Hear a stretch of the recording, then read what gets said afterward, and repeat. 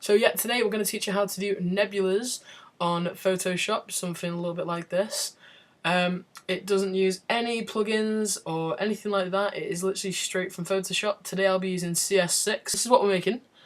A nebula is obviously clouds of gas and stars and things like that in the sky. You'll definitely know them because they're definitely on my Mac. When I first got it, it was my Mac background, so things like that. They're quite common for wallpapers. I'm just going to teach you how to make your own. So I'm just going to File and New, and I'm just going to, instead of creating like a custom, which I normally do, I just normally go straight from there. I'm just going to do a really basic one for you, like film a video. I'm going to go head down to HDTV. You can obviously do 720 or 1080, it's up to you. I'm going to do 1080 for now. This is a really good way of getting a 1080 it's a set background for you. Basically most videos nowadays, they're either 720 or 1080, these are HD. I've gone for 1080, which is the higher resolution. So as you'll notice straight away, you've got blue lines. If you ever want to get rid of them, that's not a problem. You just go View, head down to Clear Guides, and they're gone.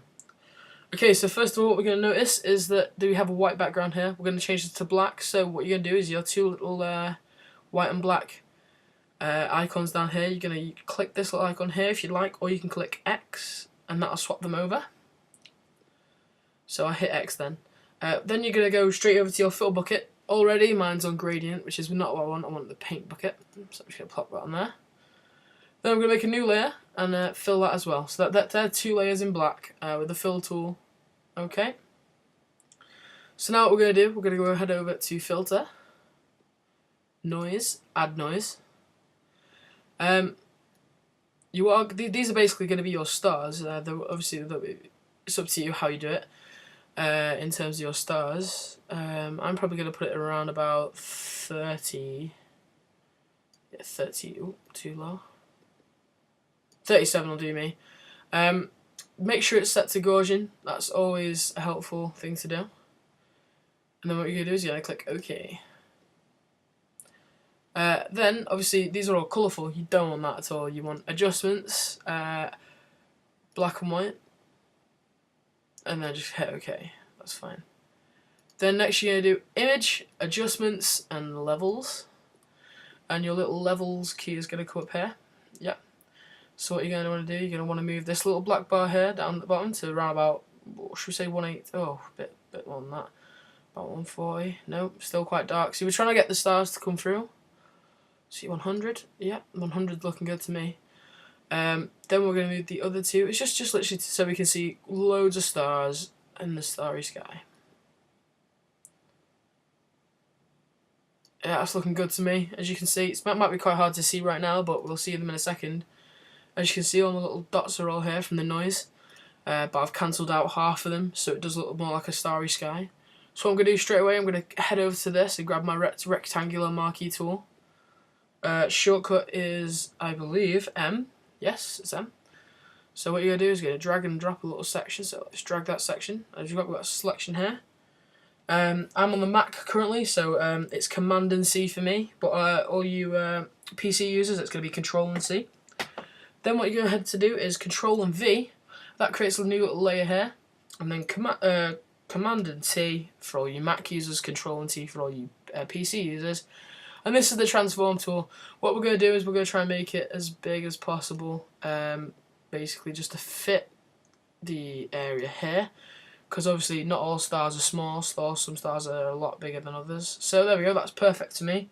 So what you want to do is either hit enter or hit the little plus sign here. And that sets it right there. Now straight away we've lost all those little stars. So what you're going to head to do is head down to screen mode. And that instantly lets half of them back through and half of them stop. So it is literally letting them both lay over each other. And it creates a beautiful starry night. Okay, now what you're going to head to do is make a new layer. It's that little tab down here.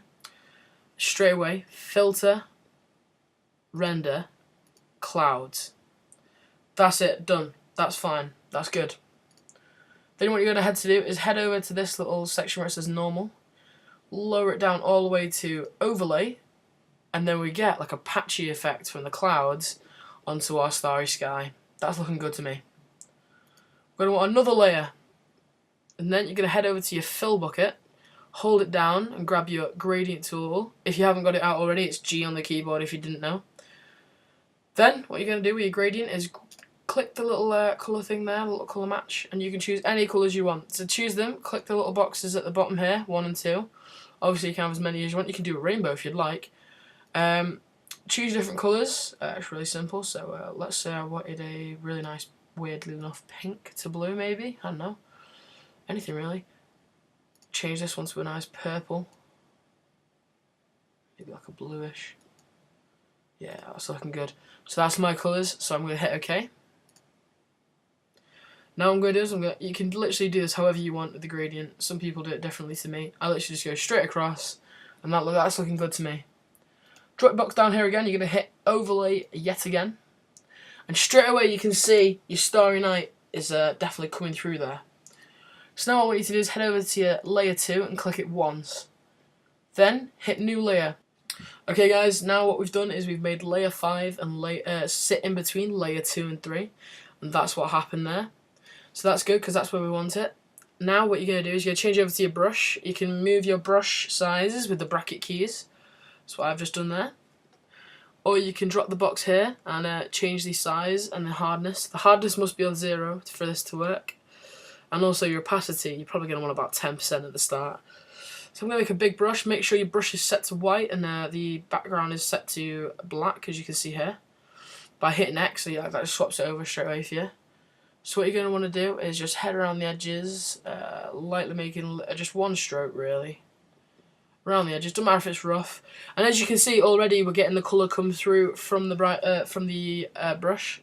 Obviously the clouds are still allowing some of it to stay back.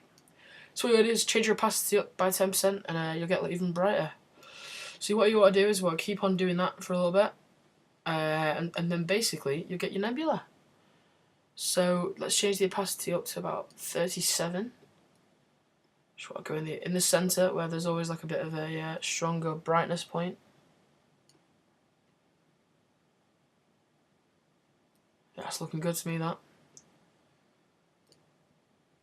But already I've noticed my areas around the edges aren't looking too good. So what I'm going to do is I'm just going to make my brush a bit bigger.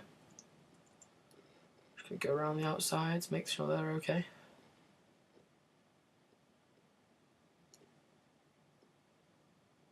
So straight away, there we go, that's it, that's my nebula done. It's so simple. You can muck around with all sorts. You can change your different gradient colours if you wanted your gradient. So without the gradient it looks like this, with the gradient it looks like that. It looks absolutely gorgeous. Reminds me of the background you get with your Mac, as I've already mentioned.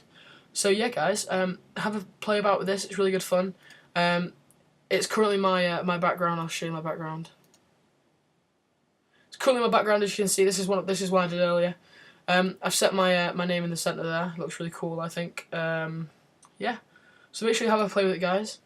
Thank you for watching today. Please don't forget to like and subscribe. But I'm going to start doing a few little tutorials here and there because I've got my Mac now, so I'm happy days with it. Thank you guys for watching. Goodbye.